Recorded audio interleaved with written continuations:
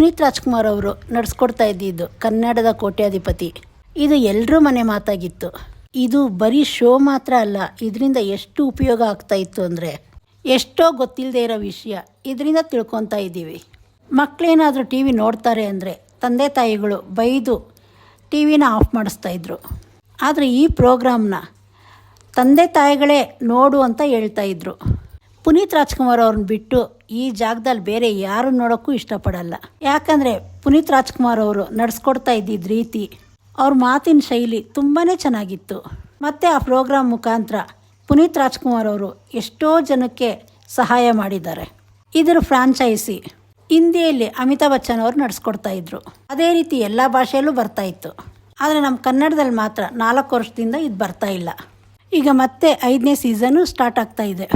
ಪುನೀತ್ ರಾಜ್ಕುಮಾರ್ ಅವರು ತುಂಬ ಚೆನ್ನಾಗಿ ನಡೆಸ್ಕೊಡ್ತಾಯಿದ್ರು. ಈಗ ಪುನೀತ್ ರಾಜ್ಕುಮಾರ್ ಅವರು ಇಲ್ಲದೇ ಇರೋ ಕಾರಣಕ್ಕೆ ಈ ಟೀಮ್ ಅವರು ಶಿವರಾಜ್ಕುಮಾರ್ ಅವ್ರನ್ನ ಕೇಳಿದ್ದಾರೆ ಅಂತ ಕೇಳಿ ಬರ್ತಾ ಇದೆ. ಇದು ತುಂಬಾ ಒಳ್ಳೆಯ ಕಾರ್ಯಕ್ರಮ. ಮನೆಯಲ್ಲಿ ಎಲ್ಲ ಕೂತ್ಕೊಂಡು ನೋಡಲೇಬೇಕಾಗಿರೋ ಕಾರ್ಯಕ್ರಮ. ಪುನೀತ್ ರಾಜ್ಕುಮಾರ್ ಅವರು ನಡೆಸ್ಕೊಡ್ತಾ ಇಲ್ಲ ಅನ್ನೋ ಬೇಸರ ಎಲ್ರಿಗೂ ಇರುತ್ತೆ. ಅದು ಶುರು ಆದರೂ ಕೂಡ ಅದನ್ನು ನೋಡಬೇಕಾದ್ರೆ ಎಲ್ಲರೂ ಪುನೀತ್ ರಾಜ್ಕುಮಾರ್ ಅವ್ರನ್ನ ತುಂಬಾ ಮಿಸ್ ಮಾಡ್ಕೊಳ್ತಾರೆ. ಇವಾಗ ಆ ಜಾಗಕ್ಕೆ ಶಿವಣ್ಣ ಅವ್ರು ಬಂದರೆ ಯಾವ ರೀತಿ ನಡೆಸ್ಕೊಡ್ತಾರೆ ಅನ್ನೋದು ಕಾದು ನೋಡೋಣ. ಇದ್ರ ಬಗ್ಗೆ ನಿಮ್ಗೆ ಏನು ಅನಿಸುತ್ತೆ ಕಮೆಂಟ್ ಮಾಡಿ ತಿಳಿಸಿ. ಈ ಜಾಗದಲ್ಲಿ ನೀವು ಯಾರನ್ನು ನೋಡೋಕ್ಕೆ ಇಷ್ಟಪಡ್ತೀರಾ ಅದನ್ನು ಕಮೆಂಟಲ್ಲಿ ತಿಳಿಸಿ. ಮತ್ತು ಚಾನಲ್ ಸಬ್ಸ್ಕ್ರೈಬ್ ಮಾಡೋದು ಮರಿಬೇಡಿ.